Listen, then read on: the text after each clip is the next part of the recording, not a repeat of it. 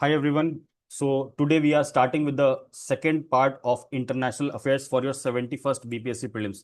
Last की class जो हमने ली थी उसका वीडियो अगर आपने अभी तक नहीं देखा है तो please go and watch that particular video. वो यूट्यूब में भी अवेलेबल है और उसका ये कंटिन्यूएशन है। This is part 2। और इसके बाद जो पार्ट 3 आएगा इसका वो that will be important indexes reports and all those things. So ये part 1 we have covered comprehensively जितने भी मेजर इंपॉर्टेंट इवेंट्स हुए थे आईआर में, that we have covered in part 1 जिसमें एक्सप्लेनेशन पार्ट ज्यादा था।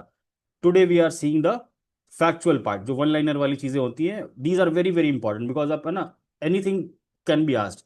बीपीएससी इसमें से एक भी फैक्ट उठा के आपसे पूछ सकता है कि लाइक ये चीज कहाँ हुई थी, ये चीज किससे रिलेटेड है ना, यू सी कि ये मीटिंग कहाँ हुई थी है ना, ये पर्टिकुलर प्रेसिडेंट कौन अपॉइंट हुआ कहाँ का। So these things are very important factual part, और इसको रट्टा मारना है आपको। मैं यहाँ पर ट्राई करूंगा कि शॉर्ट में चीजें समझा दूं ताकि आपको एक बार कॉन्टेक्स्ट में चीजें समझ में आ जाए। इस पर्टिकुलर पीडीएफ का आपको प्रिंट आउट निकालना है, और व्हेन यू आर ट्रैवलिंग है ना, जब आप ट्रैवल कर रहे होगे 10 तारीख के बाद, देन यू हैव टू रट्टाफाई दिस अगेन है ना, मतलब इसको बार बार देखना है, इससे बाहर कुछ भी नहीं आएगा। So everything is covered from all 5 important magazines, monthly magazines, newspapers, everything. So let's start है ना। Major international affairs part 2। Summit. Summit में भी सबसे इंपॉर्टेंट समिट जो अभी रिसेंटली हुआ, 34th NATO summit. NATO everyone knows why why it is significant, because अभी जो रशिया यूक्रेन वॉर चल रहा है प्लस यूएस और नाटो का जो विवाद चल रहा है because of the funding part. So because of that NATO is always in news. So 34th NATO का समिट हुआ कहां पर? हेग नीदरलैंड में, जून में हुआ। फर्स्ट टाइम हेग में हुआ है ना, फर्स्ट टाइम नीदरलैंड में हुआ है, you can say like that.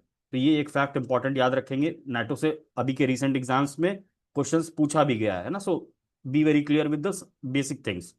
NATO का फॉर्मेशन कब हुआ था? 1949 में है ना। These things you must know, इसका बेसिक बेसिक विकीपीडिया आप एक बार जरूर देख लें। 34th नाटो समिट में एक इंपॉर्टेंट अनाउंसमेंट हुआ, हेग डिफेंस इन्वेस्टमेंट प्लान की, विच सेज कि 5% जो डिफेंस स्पेंडिंग है total of this NATO countries, वो अब बढ़ा के 5% कर दिया गया है फ्रॉम 2%। तो पहले कलेक्टिव डिफेंस के लिए इनका बजट रहता था 2%, अब इसको बढ़ा के 5% कर दिया गया। This is a very big increase. और ये किस लिए है? Because of the Russia Ukraine war. So this is very clear. अगर ये पूछ ले एग्जाम में कि hey defence investment plan is related to which organisation, NATO है ना, वहां पर ईयू टिक करके नहीं आ जाएंगे, वहां पर और कुछ टिक करके नहीं आ जाएंगे। सो इस नाम को याद रखेंगे। ये फैक्ट तो अब याद हो ही गया है सबको। पहली बार नीदरलैंड में हुआ है ना। और नाटो में क्या, they announce an unwavering support to Ukraine. तो मतलब नाटो ऑब्वियसली यूक्रेन को सपोर्ट कर ही रहा है ना, everyone might be knowing this.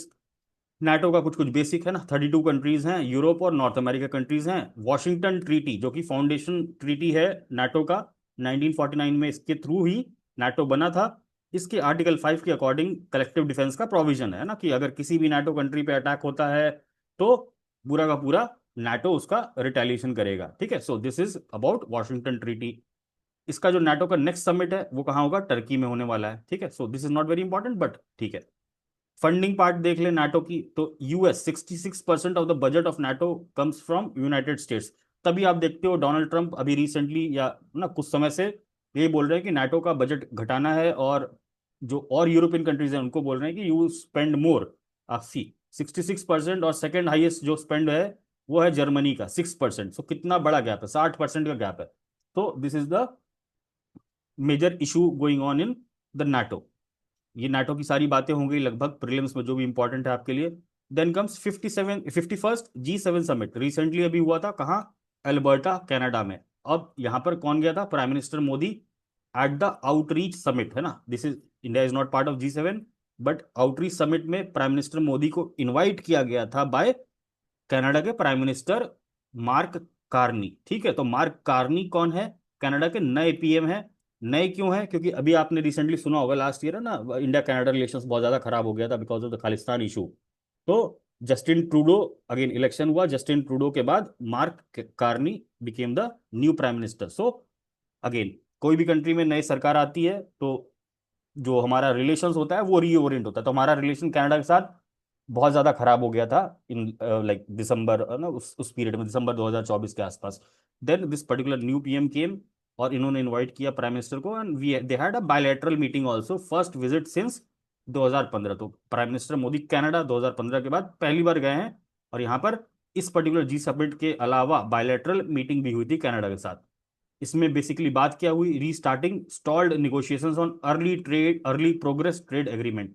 So early progress trade agreement एक इंडिया और कनाडा के बीच में बातचीत चल रही है, उसको रीस्टार्ट करने की यहाँ पर घोषणा हुई या एग्रीमेंट हुआ। सो just remember this particular name.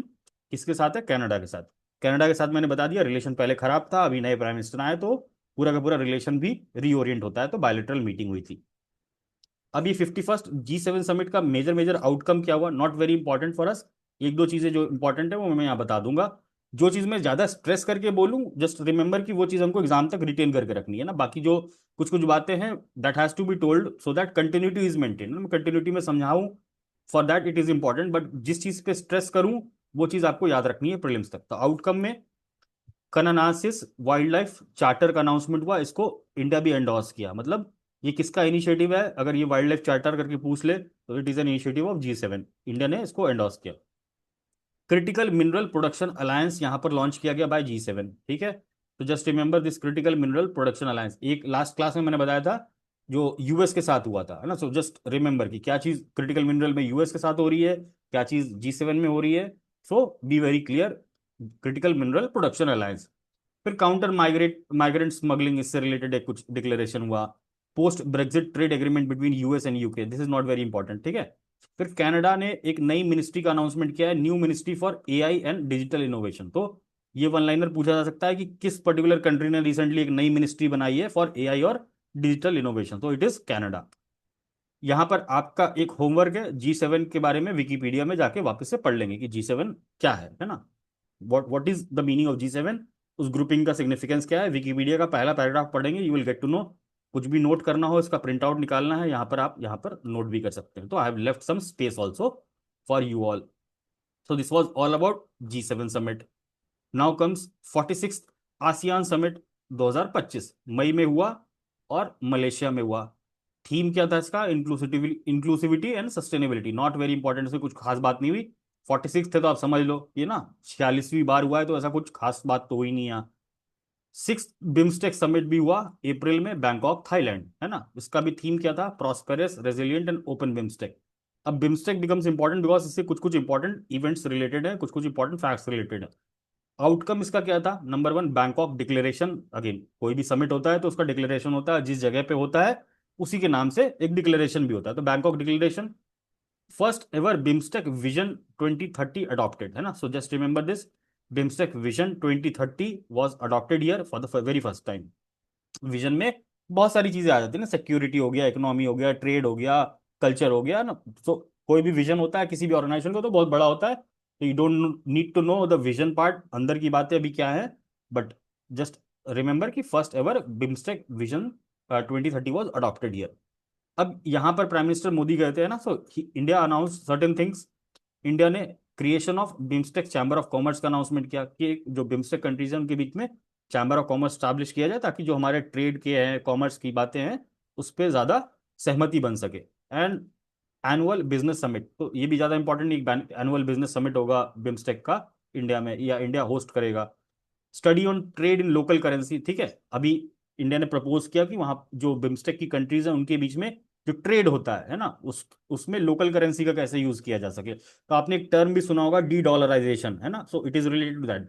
Her organisation जैसे ब्रिक्स की बात कर लें तो they are also trying to bring their own currency, ताकि डॉलर का जो वर्चस्व है उसको तोड़ा जा सके। So not very important, just study के लिए ऐसे प्रपोजल दिया गया। India will host first BIMSTEC home minister meeting, ठीक है। तो पहली बिम्स्टेक की होम मिनिस्टर की मीटिंग इंडिया होस्ट करने वाला है। दिस इज वेरी इंपॉर्टेंट ना, बोधि इनिशिएटिव लॉन्च किया गया which is a capacity building initiative to train 300 youth annually in India, है ना। 300 बिम्स्टेक कंट्रीज के जो युवा हैं उनको सिलेक्ट किया जाएगा, उनकी कैपेसिटी बिल्डिंग है ना, उनको ट्रेनिंग दी जाएगी under this particular Bodhi initiative. अब याद रखेंगे ये बोधि इनिशिएटिव कब कहाँ लॉन्च किया गया और किस चीज से रिलेटेड है, बिम्स्टेक से रिलेटेड है, कैपेसिटी बिल्डिंग के लिए, है ना। और कोई चीज है ना, ये कुछ नहीं टिक करके आप बुद्धिज्म से रिलेटेड कुछ नहीं टिक करके आ जाएंगे कि बुद्धिज्म का ये इनिशिएटिव है, ऐसा कुछ नहीं। Capacity building training youth annually in India. Then centre of excellence बनाने की बात की गई इन ट्रेडिशनल मेडिसिन और एग्रीकल्चर, इंपॉर्टेंट नहीं है, ऊपर ऊपर से देख लेंगे। स्पोर्ट्स से related, host India will host BIMSTEC athletics meet, है ना, फर्स्ट बिम्स्टेक गेम्स जो होगा वो इंडिया होस्ट करेगा 2027 में। Setting up of sustainable maritime transport centre in India, तो ये ऐसा अनाउंसमेंट किया गया कि sustainable maritime transport centre India में लॉन्च किया जाएगा या इंडिया में सेट किया जाएगा। अब यहाँ पर प्राइम मिनिस्टर मोदी ने जब भाषण दिया तो यहाँ पर 21 पॉइंट एक्शन प्लान के बारे में बात की, covering different aspects of cooperation between BIMSTEC countries. अब इसमें सिक्योरिटी हो जाएगा, है ना, टेक्नोलॉजी हो जाएगा, एआई वेआई सब कुछ, मतलब एवरीथिंग। 21 पॉइंट एक्शन प्लान बोला है तो मतलब that includes everything, covering different aspects of cooperation among BIMSTEC countries. तो जस्ट याद रखेंगे कि 21 पॉइंट एक्शन प्लान कहां पर लॉन्च किया गया या कहां पर प्राइम मिनिस्टर ने इसकी बात की थी, that was 6th BIMSTEC summit. यहाँ पर BIMSTEC centre of excellence for disaster management भी इंडिया खोलने की बात की ना प्राइम मिनिस्टर मोदी के स्पीच में, ये भी था। अब बिम्स्टेक का जो प्रेसिडेंसी है वो थाईलैंड के पास था अभी तक, और अब किसके पास चला गया, बांग्लादेश के पास 2 साल के लिए, है ना। तो Bangladesh is now the president of BIMSTEC for next 2 years, तो this is an important fact. Moving forward, W है ना, it has adopted world's first pandemic treaty, ठीक है। कहां पर, eight 70th world health assembly, जो कि जेनेवा में हुआ। जेनेवा इज वेयर, स्विट्जरलैंड, है ना। तो ये बेसिक बेसिक चीजें पता आपको रहनी चाहिए ना कि जेनेवा कहाँ है, स्विट्जरलैंड में है। वर्ल्ड्स फर्स्ट पैंडेमिक ट्रीटी, है ना। इसमें जो वोटिंग हुई, इसमें एक इंपॉर्टेंट बात क्या है कि 124 लोग फेवर में वोट किए, 11 लोग ने एब्सटेन किया वोटिंग से, मतलब वोट उन्होंने किया ही नहीं फेवर में, अगेंस्ट में, और इसमें 0 ऑब्जेक्शन रहा, है। Just remember these 3 fact. अब ये 11 कंट्रीज किन किन ने एब्सटेन किया वोटिंग में, just have a look at these countries, है ना। इंपॉर्टेंट नहीं है but for your curiosity purpose I am giving this you as an homework, है ना, कि गूगल करके which countries abstained from this world pandemic treaty voting, ऐसा करके सर्च करेंगे एआई पे, आपको मिल जाएगा, ठीक है। तो एक बार आप होमवर्क के तौर पे इसको ले लो। अभी यूएस हमने डिस्कस किया था लास्ट क्लास में कि US already withdrew from this WHO, है ना, जो हमने प्रेसिडेंशियल ऑर्डर देखा था लास्ट की क्लास में, उसमें यूएस इसमें था ही नहीं, है ना। So US is not in this particular voting. Then ये जो पैंडेमिक ट्रीटी है इसका पर्पस क्या है, जो फ्यूचर के पैंडेमिक्स हो उनको अच्छे से कोऑर्डिनेट किया जा सके, वैक्सीनेशन से लेकर, मैनेजमेंट से लेकर, सप्लाई चेन से लेकर, everything will be covered year, और ये क्या है, legally binding. So just remember this. अब इस पर्टिकुलर पैंडेमिक ट्रीटी में क्या बात की गई, 2 इंपॉर्टेंट बात, W H O cannot impose lockdown and vaccination on any country. तो इसमें पैंडेमिक ट्रीटी में ये बात की गई कि डब्ल्यू एच ओ किसी कंट्री को फोर्स नहीं कर सकता कि यहाँ पर लॉकडाउन लगाइए या वैक्सीनेशन करिए, बिकॉज ये भी बहुत ज्यादा क्रिटिसिज्म का पार्ट था, और यूएस छोड़ा इसीलिए क्योंकि because of these criticism only. A new fund for future pandemic, again, है ना, इस पर्टिकुलर पैंडेमिक ट्रीटी में बात की गई कि एक अलग से फंड बनाया जाएगा ताकि पैसों की दिक्कत ना आ पाए। So this was all about world's first pandemic treaty. Then 8th Indian Ocean conference was held in February, है ना, मस्कट, ओमान, है ना। मस्कट कहाँ है, ओमान में, ठीक है। ओमान इज क्या, कंट्री, ठीक है। इसका थीम क्या था, voyage to new horizons of maritime partnership.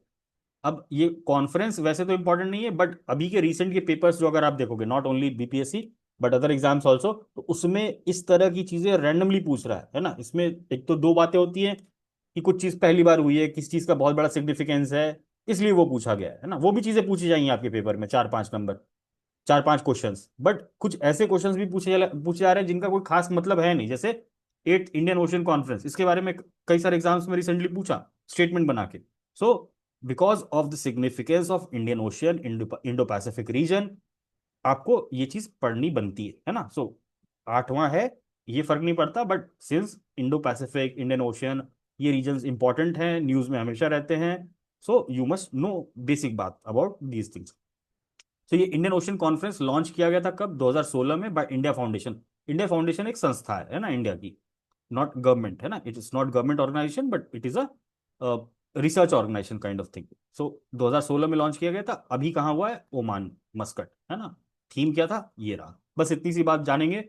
Indian Ocean region का सिग्निफिकेंस क्या है, 20% ग्लोबल ओशन सरफेस को कवर करता है, home to 75% of global oil reserve, जो ऑयल रिजर्व है ग्लोबली इंडियन ओशन रीजन में लगभग 75% है। तो आप समझो कि सिग्निफिकेंस और इतनी फाइट क्यों है इंडो पैसिफिक रीजन के लिए, बिटवीन यूएस, चाइना, है ना, स्पेशली।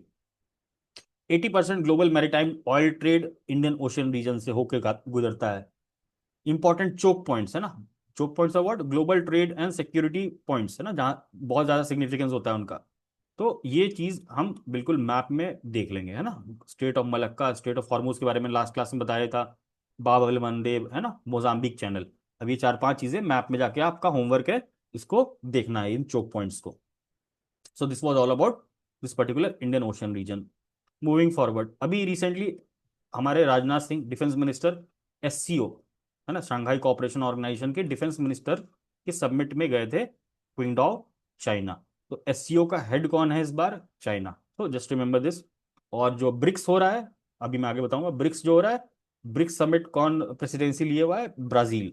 सो ये बेसिक चीज है ना, जो भी मान लो किसी भी देश में, जैसे G20 हुआ था, इंडिया में G20 प्रेसिडेंसी था, तो उससे रिलेटेड कल्चर मिनिस्टर की मीटिंग, इन्वायरमेंट मिनिस्टर की मीटिंग, है ना, जो छोटी छोटी ग्रुपिंग्स होती हैं, उसकी मीटिंग भी वही देश करता है। सो जस्ट रिमेंबर कि ये यहाँ पर क्विंगडाओ में हुआ। और जो चाइना है, it is the president of SCO for 2025। Rajnath Singh ने यहाँ पर जो डिक्लेरेशन, जॉइंट डिक्लेरेशन, किसी भी मीटिंग के बाद एक जॉइंट डिक्लेरेशन अनाउंस होता है, तो यहाँ पर हमारे डिफेंस मिनिस्टर ने इसको रिफ्यूज कर दिया साइन करने से, because it did not mention anything about the Pahalgam terror attack, but mention about the militant activities in Balochistan. तो रिसेंटली आपने देखा होगा ना, बलूचिस्तान में ट्रेन हाईजैक हुआ था ना, जस्ट रिमेंबर कि बलूचिस्तान में अभी रिसेंटली ट्रेन हाईजैक कर लिया गया था, तो उसके बारे में मेंशन था, बट पहलगाम टेरर अटैक के बारे में कोई मेंशन नहीं था। और ये मीटिंग किसकी थी? डिफेंस मिनिस्टर्स की मीटिंग थी। और यहाँ पर बड़े बड़े प्लेयर्स कौन से हैं? Russia, China. ठीक है, सो यू सी कि जो जॉइंट डिक्लेरेशन साइन होता है, उसमें कलेक्टिव जो वॉइस आती है, that reflects the voice of the big countries. तो इंडिया ने इसलिए इसको साइन नहीं किया, बिकॉज इसमें टेररिज्म से रिलेटेड पहलगाम टेरर अटैक का कोई मेंशन ही नहीं था, है ना, about Pakistan specially. Moving forward, United Nations ocean conference, है ना, UNOC 3, मतलब थर्ड, है ना। इससे पहले भी यूनाइटेड नेशन ओशन कॉन्फ्रेंस 2 बार हो चुका है। इस बार थर्ड वाला कहाँ हुआ था? नाइस, फ्रांस, जून में। ठीक है। अब यहां पर डिक्लेरेशन अडॉप्ट किया गया, our ocean our future, united for urgent action. इसमें कुछ और खास बात नहीं थी, है ना, जस्ट रिमेंबर कि ये जो ओशन है ना, ये एसडीजी, एसडीजी मैंने लास्ट क्लास में बताया था, एसडीजी सारे 14 के 14 आपको याद होने चाहिए, है ना, specially related to environment, hunger, poverty, है ना। शुरू के तो आपको याद हो जाएंगे, बट लास्ट के ना 14 नंबर, 12 नंबर, है ना, इस तरीके से just remember those things also. कभी भी मैच द फॉलोइंग पूछा जा सकता है, और वो लो हैंगिंग फ्रूट रहता है, और मेंस में भी आपको उसको यूज करना ही करना है। सो अभी से उसको रट लेंगे थोड़ा सा। SDG 14 very important, life below water. तो ये डिक्लेरेशन जो अडॉप्ट किया गया था इस पर्टिकुलर कॉन्फ्रेंस में, ये हमको याद रखना है, थीम याद रखना है। और यहाँ पर जो ब्राजील और फ्रांस ने मिलकर एक ब्लू एनडीसी चैलेंज लॉन्च किया ना, एनडीसी क्या होती है? नेशनली डिटरमाइंड कंट्रीब्यूशन, है ना, जो क्लाइमेट चेंज, जो पेरिस एग्रीमेंट है उसके तहत, जो हर देश अपना वॉलेंट्री नेशनली डिटरमाइंड कंट्रीब्यूशन तय करता है ना, कार्बन एमिशन को कम करने के लिए। तो वो तो हो गई लैंड की बात, है ना, जो हम देख रहे हैं लैंड पे। ये ब्लू एनडीसी चैलेंज लॉन्च किया गया है ब्राजील और फ्रांस ने, to remove the carbon emission from this oceans. So blue NDC challenge by Brazil and France, not very important, but just remember कि ये क्या है। Okay, just a second.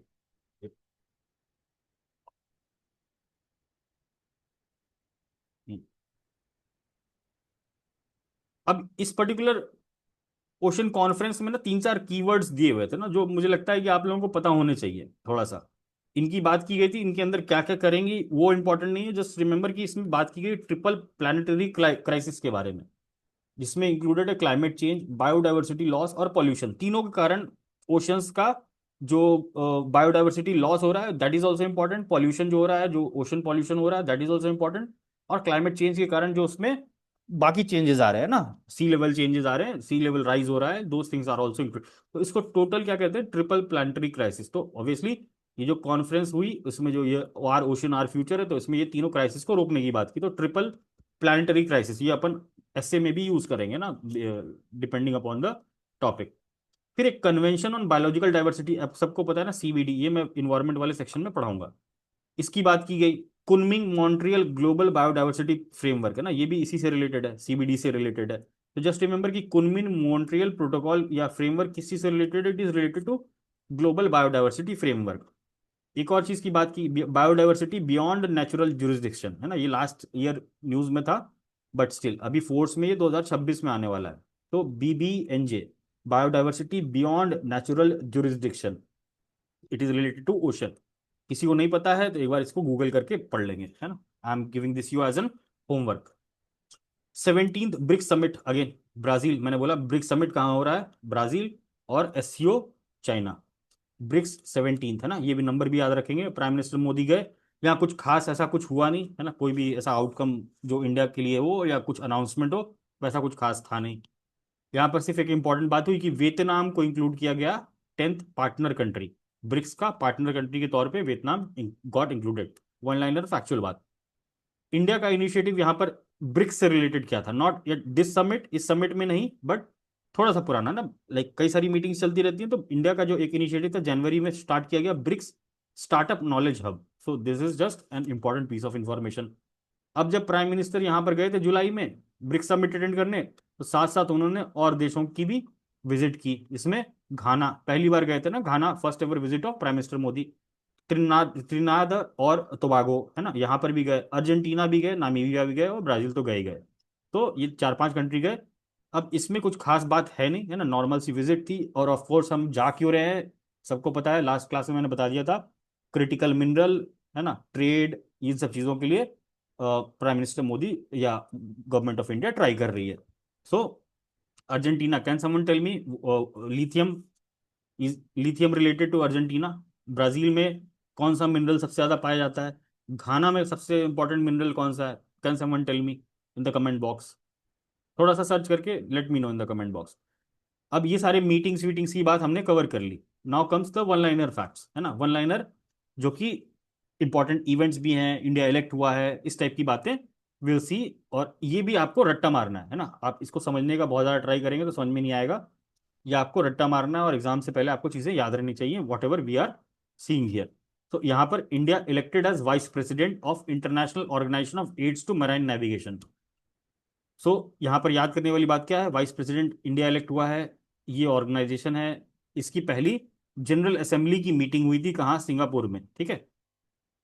इस पर्टिकुलर मीटिंग में इंडिया ने announce किया कि India will host the council meeting, है ना, इस particular international organisation of aid to maritime navigation की काउंसिल मीटिंग दिसंबर में इंडिया होस्ट करेगा।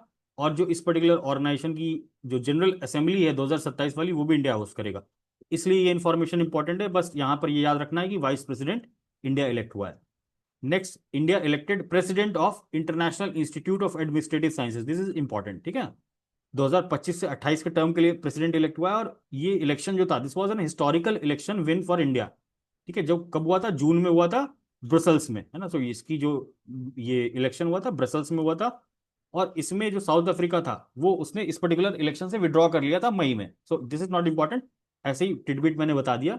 बट ये हिस्टोरिक इलेक्शन था, इसमें इंडिया को 87 आउट ऑफ 141 वोट्स मिले, डिफीट किया इंडिया ने ऑस्ट्रिया को इन रेयर फॉर्मर बैलेट, है ना। तो पहली बार ऐसा इसके इतिहास में, IIAS के 100 साल के इतिहास में जब से ये फॉर्म हुआ है, तब से पहली बार एक फॉर्मर बैलेट हुआ और उसमें हिस्टोरिक विन हुई इंडिया की। तो दिस इज द सिग्निफिकेंस। आपको बस ये याद रखना है कि India is elected the president of this particular organization. Moving forward, this is simple tidbit, है ना, ये मैंने पहले भी बताया हुआ है। India invoked self defence clause under UN charter article 51 during operation Sindoor. जब इंडिया ऑपरेशन सिंदूर लॉन्च कर रहा था, तो भाई मैंने लास्ट क्लास में बताया था नेशनल वाले में कि इन दिस वाटर ट्रीटी में कोई प्रोविजन नहीं है कि आप इस पर्टिकुलर चीज को सस्पेंड कर सको। सो इंडिया ने जो भी पहलगाम अटैक के उसमें ऑपरेशन सिंदूर लॉन्च किया था, इंडिया डिक्लेयर्ड कि ये चीज हम सेल्फ डिफेंस क्लॉज का यूज कर रहे हैं यूएन चार्टर के आर्टिकल 51 के अकॉर्डिंग। अभी जो आर्टिकल 51 है यूएन चार्टर का, it applies only to the state attack, है ना, force only if arm attack, है ना। तो कोई भी स्टेट पे कोई भी अटैक होता है तो ये पर्टिकुलर चार्टर या ये पर्टिकुलर आर्टिकल इन्वोक किया जा सकता है। सो इंडिया ने ये इन्वोक करके ऑपरेशन सिंदूर लॉन्च किया। नथिंग वेरी इंपॉर्टेंट, कुछ नहीं पूछा जाएगा यहाँ से, ये स्टोरी बता दी मैंने। India chairs first Colombo process, very very important, 2024 से 26, थोड़ा सा पुराना न्यूज है but this is important. India has become the chairman of Colombo process for the first time, ठीक है। अब ये कोलंबो प्रोसेस क्या है, can someone tell me, it is related to maritime sector, it is related to maybe technology sector, it is related to migrant worker, है ना। Please let me know in the comment box. मैंने 3 option दिए हैं, ocean से related है, may be security से related है, maritime security से रिलेटेड है, या माइग्रेंट वर्कर से रिलेटेड है। तीनों में से एक चीज है, please let me know in the comment box. Raisina dialogue हर साल होता है, 2016 में स्टार्ट किया गया था, ministry of external affairs plus observer research foundation. Again it is a think tank, है ना, इंटरनेशनल रिलेशन से रिलेटेड एक थिंक टैंक है। इन दोनों के कोलैबोरेशन से स्टार्ट किया गया था 2016 में। 10th रायसीना डायलॉग 2025 मार्च में हुआ। इसमें जो न्यूजीलैंड के प्राइम मिनिस्टर थे Christopher Luxon, he was the chief guest. इस पर्टिकुलर रायसीना डायलॉग का थीम क्या था? काल चक्र, पीपल प्लैनेट एंड पीस, है ना। So this was the theme. So इसमें कुछ भी खास इंपॉर्टेंट नहीं है, हर साल होता है, कोई खास बात यहाँ पर है नहीं, बट जस्ट बताने के लिए बता दिया, because it is it is a good thing to know, है ना। जो इंडिया का अगर कोई ऐसा पॉलिसी डायलॉग हर साल हो रहा है तो that is good to know कि क्या उसका थीम है, कौन आया, है ना, क्या बातें हुई। We will see these things in the mains also, ना, कुछ कुछ वहां से भी हम लोग पढ़ेंगे। India elected to the globe steering committee, है ना। अगेन ये सितंबर 2024 की न्यूज है, बट स्टिल मैंने लिया है बिकॉज इंडिया इलेक्ट हुआ है और India election is very very important. So I have taken this particular thing because of this importance, है ना। It is elected to this globe steering committee. Globe का full form क्या है? Global operational network of anti corruption law enforcement authorities. तो ये network है किसका? Anti corruption law enforcement agencies. जैसे हमारा ईडी है इंडिया में, तो वैसे ईडी और जो बाकी देश की कंट्रीज हैं उनके बीच का ये पर्टिकुलर कमिटी है, उसमें इंडिया इलेक्ट हुआ है। तो ये पर्टिकुलर जो ग्लोब है कब लॉन्च किया गया था? 2021 में during United Nations General assembly का एक सेशन हुआ था उसमें। ये इंपॉर्टेंट नहीं है, थोड़ा सा बैकग्राउंड बता दिया बिकॉज क्योंकि इंडिया इलेक्ट हुआ है, that's why I am telling the background. Launch हुआ 2021 में during UNGA session, United Nations General assembly session. It originated from G20 initiative backed by India in 2020। तो G20 का एक इनिशिएटिव था regarding this anti corruption law enforcement agencies authorities से related. उसके origin कहाँ से लाई कर रहा है? G20 इनिशिएटिव, जिसमें इंडिया ने इसको सपोर्ट भी किया था। सो ये याद नहीं रखना है बिल्कुल भी, स्टोरी है, बस ये याद रखना है एक लाइन, इंडिया इलेक्ट हुआ है इस पर्टिकुलर थिंग में। और ये क्या है? Anti corruption law enforcement agencies का एक network. Then comes this international criminal court, है ना। इससे भी रिलेटेड दो चार इंपॉर्टेंट फैक्ट्स हैं, सबको एक जगह क्लब कर दिया है। यहाँ पर सबसे पहला क्या है? Hungary becomes the first European Union nation to withdraw from International criminal Court. So पहला इंपॉर्टेंट फैक्ट ये है, वेरी वेरी इंपॉर्टेंट, ठीक। सेकंड, इंटरनेशनल क्रिमिनल कोर्ट ने एक बहुत बड़ी उपलब्धि हासिल की कि जो फॉर्मर प्रेसिडेंट थे फिलीपींस के, रोड्रिगो डुटेर्टे, है ना, उसको क्राइम अगेंस्ट ह्यूमैनिटी केस में अरेस्ट कर लिया। आप सोचो कि किसी भी फॉर्मर प्रेसिडेंट को अरेस्ट कर लेना is a very big thing, है ना। क्राइम अगेंस्ट ह्यूमैनिटी का इनके ऊपर केस चल रहा था आईसीसी का, इनको अरेस्ट कर लिया गया। So this name becomes important. अब फिलीपींस की जो वाइस प्रेसिडेंट है वो इनकी बेटी है ना। जैसे इंडिया में भी चलता है डायनेस्टी, तो इनकी बेटी है, वो वाइस प्रेसिडेंट थी, इनका भी इम्पीचमेंट हो गया, है ना। She became the first vice president of Philippines to be impeached. So दोनों, बेटी और पिताजी दोनों अभी अरेस्ट हो चुके हैं या इम्पीच हो चुके हैं। सो this is another important fact. तो फिलीपींस याद रखेंगे ना, ये नाम देखा तो फिलीपींस दिमाग में याद होना चाहिए। सारा मतलब बेटी, और वो वाइस प्रेसिडेंट थी, वो इम्पीच हुई है। नवंबर 2024 का एक इंपॉर्टेंट न्यूज़ था, है ना, ये शायद एग्जाम में पूछा भी गया था। आईसीसी ने अरेस्ट वारंट निकाला था बेंजामिन नेतन्याहू, योव गैलेंट, जो कि डिफेंस मिनिस्टर थे उस समय के इसराइल के, और he was some other person, है ना, सम अदर ऑर्गेनाइजेशन के हेड थे। इनके खिलाफ अरेस्ट वारंट निकाला था। अभी जो हंगरी ने यहाँ पर विड्रॉ किया आईसीसी से, ये बिकॉज ऑफ दिस ओनली, ये नेतन्याहू के कारण ही, है ना, इसराइल के कारण ही, because they want this particular crime case to be executed against Benjamin Netanyahu, तो इसलिए इन्होंने विड्रॉ कर लिया आईसीसी से। So this is important. और यूएसए ने सैंक्शन लगा रखा है आईसीसी पे फरवरी में, है ना, this is also important. US मतलब ट्रंप ने आईसीसी पे पहले, because again because of Israel, है ना, they are just defending Israel. So this was all important information related to ICC. चार फैक्ट है, इसको याद रखेंगे। अर्मेनिया अजरबैजान के बीच में रिसेंटली पीस डील हुआ। कहां पर हुआ? अबू धाबी यूएई में। तो मीडिएटर कौन था? अबू धाबी या यूएई कह लो, है ना, whatever it is. This particular piece deal is related to this particular region, Nagorno Karabakh region, है ना। तो this is again your homework कि गूगल में जाएंगे, मैप में जाके नगोर्नो काराबाख रीजन के बारे में एक मैप में देख लेंगे, है ना। नॉट इंपॉर्टेंट, ये एक लाइनर फैक्ट पूछेगा। रिसेंट सीडीएस में भी पूछा था ये एग्जाम, ये particular question. UN secretary general, है ना, यूएन सेक्रेटरी जनरल कौन है हमारे? एक मिनट, यूएन सेक्रेटरी जनरल कौन है? एंटोनियो गुटेरेस, ठीक है। उनका एक इनिशिएटिव है UN80 इनिशिएटिव। अगेन इसमें भी यूएन में रिफॉर्म्स की बात है, फंडिंग से रिलेटेड चीजें हैं। तो 80 साल यूएन के होने वाले हैं, तो this is just a initiative. तो कभी ऐसा पूछ ले UN80 initiative is a initiative of कौन, UN secretary general, UN general assembly, UN security council. Just remember कि यूएन सेक्रेटरी जनरल जो कि एंटोनियो गुटेरेस हैं, उनका एक इनिशिएटिव है ये पर्टिकुलर UN80 इनिशिएटिव। अब इसमें बेसिक बेसिक से यूएन से रिलेटेड रिफॉर्म्स की बात की गई है।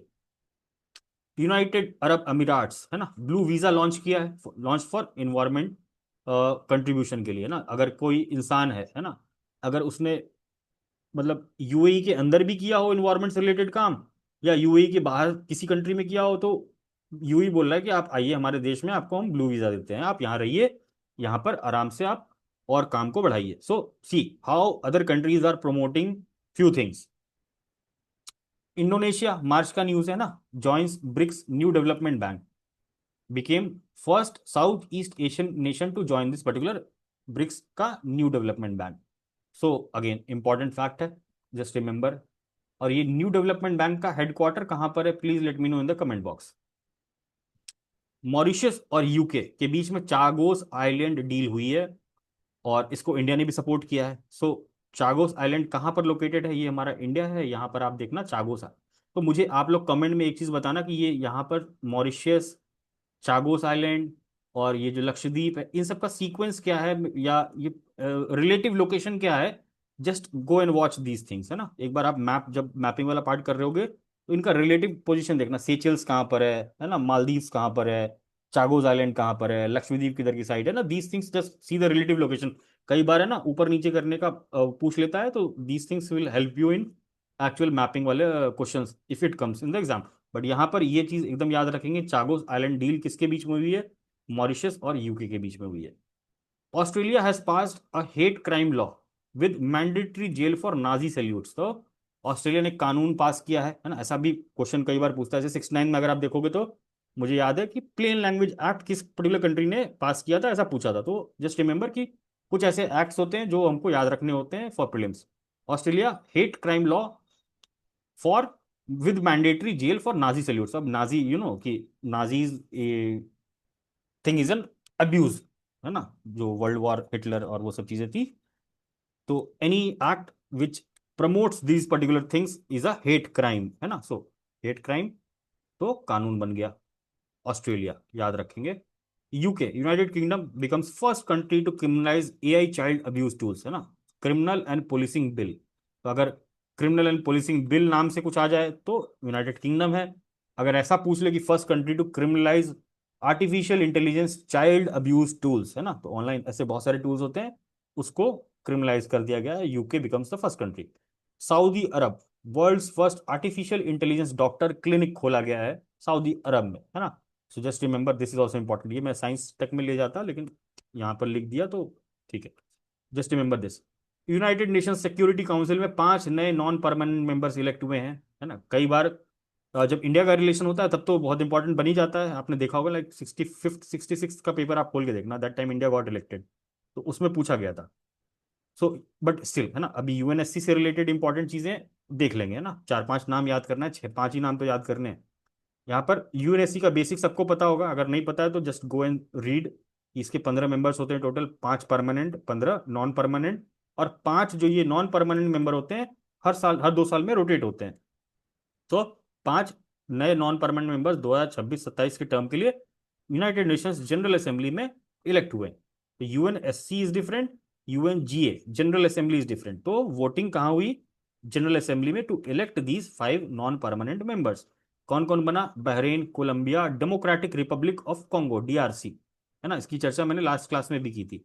लिबेरिया और लाटविया है ना, लाटविया पहली बार बना है member of UNSC. So just remember this, Latvia, first time in history. So nothing very special here. Then comes ADB, Asian Development Bank है ना, Israel has joined it as 69th member अक्टूबर में है ना। So अक्टूबर का news है, but क्योंकि कोई नया मेंबर ज्वाइन कर रहा, इसराइल जैसा मेंबर ज्वाइन कर रहा एशियन डेवलपमेंट बैंक को, जस्ट नो दिस फैक्ट है ना। एडीबी ने मार्च में फ्रंटियर सीड इनिशिएटिव लॉन्च किया to promote private sector led sustainable ocean based project in the Pacific region. Again Pacific है इसीलिए मैं बता रहा हूं, अदरवाइज कोई मतलब नहीं था इसका। यहाँ पर इसका काम क्या है, फ्रंटियर सीड इनिशिएटिव। अब यहाँ पर सीड मतलब बीज नहीं हुआ है ना, so जो दो की खेती प्रमोट करेगा एशियन डेवलपमेंट बैंक, है ना। जस्ट रिमेंबर कि ये प्राइवेट सेक्टर लेड है ना, और क्या करेगा, sustainable ocean based project Pacific ocean में फंड करेगा। तो जो भी ओशियन बेस्ड प्रोजेक्ट्स हैं उनको फंडिंग के लिए ये किया गया है ना, सीड बीज के लिए नहीं है, एग्रीकल्चर के लिए नहीं है ना। तो जस्ट रिमेंबर दिस, सीड मतलब funding. UK joins Comprehensive and Progressive Agreement for Trans Pacific Partnership, CPTPP, 2016 में लॉन्च किया गया था। और ये लगभग ग्लोबल 15% ऑफ ग्लोबल GDP को होल्ड करता है, ये पर्टिकुलर एग्रीमेंट, है ना। ये एग्रीमेंट में जो भी कंट्रीज हैं, just keep yourself mute, everyone please keep yourself mute. Kuldeep please mute yourself, distraction हो रहा है। यूके ज्वाइंस, है ना, so this is, UK becomes the first European country to join this particular CPTPP, है ना। Just remember this important fact, और December का news है बट इंपॉर्टेंट, है ना। First European country to join CPTPP is UK, है ना। Again, India is not a member of this particular CPTPP, just remember, है ना। इंडिया का भी विवाद किसके चक्कर में चल रहा था, ये डील उस समय बहुत फेमस थी, स्टिल नेगोशिएशंस चल रहे हैं, बट इंडिया का मेनली डेयरी सेक्टर जो है उसके कारण ये पर्टिकुलर डील अटकी हुई है। United Nations General Assembly elected 18 new members to United Nations Human Right Council, बिल्कुल इंपॉर्टेंट नहीं है, जस्ट बताने के लिए यहाँ पर बता दिया। First global carbon tax on shipping by IMO, International Maritime Organisation, headquarter कहाँ पर है इसका, लंदन में है। एम क्या है, net zero emission by 2025 from this shipping industry. यहाँ पर इंडिया ने क्या किया है, वोट इन फेवर, तो मतलब इंडिया ने भी इसके लिए वोटिंग की। First global carbon tax on shipping by IMO। अब यहाँ पर United Nations environment programme, UNFFC ऐसा भी ऑप्शन होगा, उसको टिक करके नहीं आएगा, IMO is the correct option, global carbon tax. Sudan के बारे में यूनाइटेड नेशंस की एक रिपोर्ट में बताया गया कि ये worst humanitarian crisis in the form of famine experience कर रहा है, only nation experiencing famine in the world, तो सूडान। ठीक है।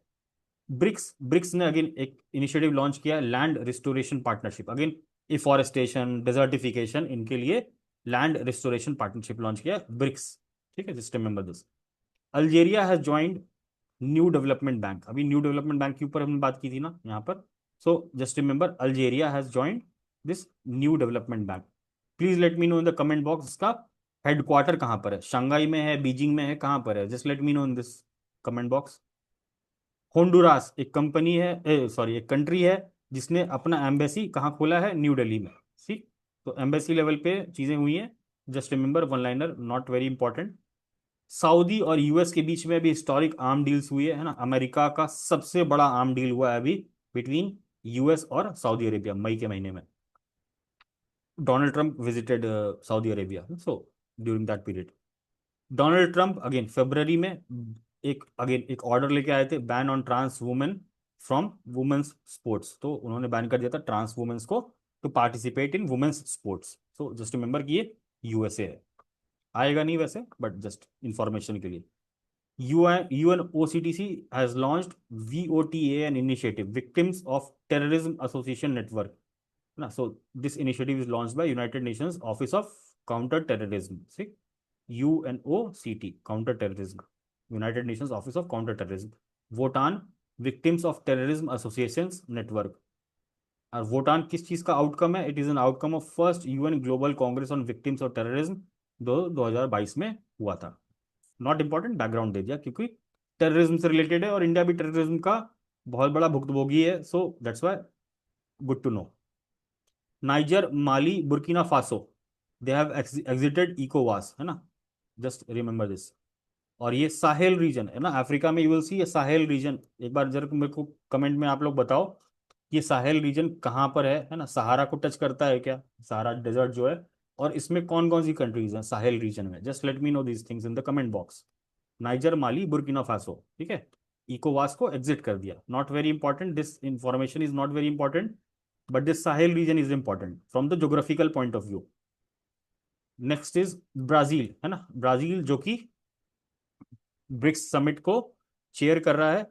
It has joined OPEC plus, है ना, OPEC plus is related to petroleum, organization of petroleum countries, और it has joined it as an observer. ठीक है, Brazil is also an oil producing country. Argentina withdraws from WHO, अभी ऊपर हमने देखा WHO से विड्रॉ किसने किया था, यूनाइटेड स्टेट्स ने, जब प्रेसिडेंशियल ऑर्डर के थ्रू डोनाल्ड ट्रंप जब आए थे, लास्ट क्लास में भी बताया था।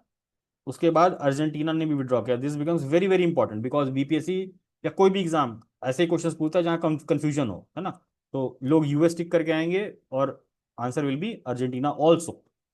सो रिमेंबर, यूएस अर्जेंटीना दोनों ने फरवरी के महीने में डब्ल्यू दिस WHO को छोड़ दिया है। यूनेस्को ने एक इनिशिएटिव लॉन्च किया था, कैंपेन, है ना, imagine a world with more women in science. Nothing very special but just telling you. United Kingdom की दो यूनिवर्सिटी खुली गई है गिफ्ट सिटी में। गिफ्ट सिटी कहाँ है, गुजरात में अगेन, क्वींस और कोवेंट्री यूनिवर्सिटी। तो एक बार ये भी क्वेश्चन पूछा हुआ था, that's why I have included this. Queen's और कोवेंट्री यूनिवर्सिटी यूके की यूनिवर्सिटी से। डाइकिन यूनिवर्सिटी पहली यूनिवर्सिटी खोली गई थी, तो वो पूछा गया था क्वेश्चन, है ना, प्रीलिम्स में, अगर आप PYQ उठा के देखोगे तो अभी यूके की दो यूनिवर्सिटी का कैंपस खुला है, क्वींस और Coventry. Australia has become the first country to impose fine on social media platforms if they fail to ban less than 16 years account। 16 साल से कम बच्चों की उम्र के लड़के, मतलब जो भी यूथ हैं, अगर वो किसी भी सोशल मीडिया अकाउंट पे अकाउंट बनाते हैं और ये कंपनीज जैसे टिकटॉक, फेसबुक, है ना, ये अगर इसको फेल हो जाती हैं रोकने में तो इसके खिलाफ फाइन एक लगाया जाएगा। सो ऑस्ट्रेलिया फर्स्ट कंट्री बना है। 16 साल से नीचे के लोग सोशल मीडिया यूज नहीं कर सकते, ये भी ऑस्ट्रेलिया, है ना, कानून पहले ही बन चुका है। इराक में पहली बार नेशनल सेंसस हो रहा है आफ्टर 40 साल, है ना। Just one one liner fact. Japan का Sado gold mines gets UNESCO world heritage site status. Nothing very important, Sado gold mines disputed है, so that's why it has been in news, so just remember this. New York city declared 14 April 2025 doctor Bhimrao Ambedkar day. Not important but still, है ना, अभी कुछ ऐसा day India के personality से related कहीं पे अनाउंस होता है तो जस्ट रिमेंबर कि न्यूयॉर्क सिटी है वो, ना, न्यूयॉर्क सिटी के मेयर ने अनाउंस किया था। Nicaragua becomes 101 member of WTO's agreement on fisheries subsidies. Agreement on fisheries subsidies किसका है, WTO का। Nicaragua becomes 101st member. सो अभी ये पूरा का पूरा इम्प्लीमेंटेशन नहीं हुआ है ना, still few members are left to ratify this and then this agreement will come into force। agreement on fishery subsidies, WTO, not important but good to know। This is important, है ना। New president of South Korea, Lee Jae Myung, he was appointed, है ना, he has appointed. अभी recent में जो elections हुए जून में, ये स्नैप इलेक्शंस हुए जून में, इसमें जो नए प्रेसिडेंट बने हैं Lee Jae Myung, just remember this. He has appointed, है ना, आंग गुंग, आंग ग्यू बैक, है ना, जस्ट रिमेंबर, है ना, प्रोनाउंसिएशन में प्रॉब्लम हो रही है। Ahn Gyu Back as minister of national defence. और पहली बार 64 साल में ऐसा हुआ है कि एक सिविलियन को ये पोजीशन दी गई। सिविलियन मतलब आम आदमी, ठीक है। तो ये एक आम आदमी है, आंग ग्यूंग बैक, जिसको मिनिस्टर बना दिया गया है डिफेंस का। और ये पहली बार ऐसा हुआ है 64 साल में कि ऐसे इंपॉर्टेंट पोजीशन पे एक सिविलियन को बैठाया गया है। सो जस्ट रिमेंबर कि ये भी पूछा जा सकता है, ये भी पूछा जा सकता है ना, और ये भी पूछा जा सकता है कि ये जो पर्टिकुलर इलेक्शन हुआ, ये किसको रिप्लेस किया गया ना, यूंग सूल यूल, है ना, ये जो प्रेसिडेंट थे पहले, इनको इम्पीच कर दिया गया अप्रैल में, है ना, अभी जो अप्रैल में, और इनके खिलाफ ट्रायल्स चल रहे थे दिसंबर से, against imposing martial law in December 2024। तो दिसंबर के महीने में मार्शल लॉ इम्पोज किया गया, इसके खिलाफ इनके ऊपर इम्पीचमेंट प्रोसीडिंग्स चली, और फाइनली अप्रैल 2025 में जो वहां का हाईएस्ट कोर्ट है, कॉन्स्टिट्यूशनल कोर्ट है, उसने इस इम्पीचमेंट को अपहेल्ड किया। सो इसको, इनको हटा के अभी ये नए प्रेसिडेंट आए, और इन्होंने इस पर्टिकुलर इंसान को मिनिस्टर ऑफ डिफेंस बनाया, जो कि एक सिविलियन है ना। जस्ट रिमेंबर, इन तीनों फैक्ट में से कुछ भी आ सकता है। This was all about this particular South Korea elections. First international religious freedom summit कहाँ हुआ, Nairobi Kenya. One liner fact, nothing very important, first है, that's why I have taken it. तो this was all about some of the factual information, और majority of the बातें जो हमारी थी IR की, वो सारी कंप्लीट हो चुकी हैं। In the next class we will see important index report ranking, वो भी जो इंपॉर्टेंट बातें हैं जो पूछी जा सकती हैं, we will cover each and everything in maybe 30 minutes.